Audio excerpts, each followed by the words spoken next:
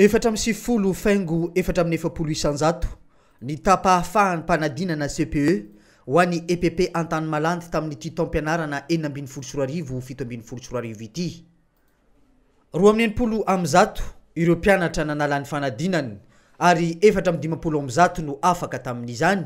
izany hoe enina no tsy afaka ny fanadinany. Manoloanan'io nanome fanampiana ho an'ireo mpianatra mianatra eny amin'ny EPP Antanimalandy ny lehiben'ny Fokontany eny an-toerana, nanome ny kaye sy stylo ho an'ireo mpianatra izay afaka fanadinana CPE.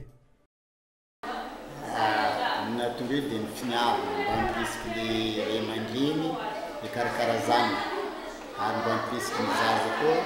mba hianatra satria ilainy message ny zavatra rehetra atao ny fanomezan-karan'iny dia mampirisika ny ankizy encouragement izy miantotsika ray aman-dreny rehetra manana zo ny ankizy ny zanakatsika dia hianatra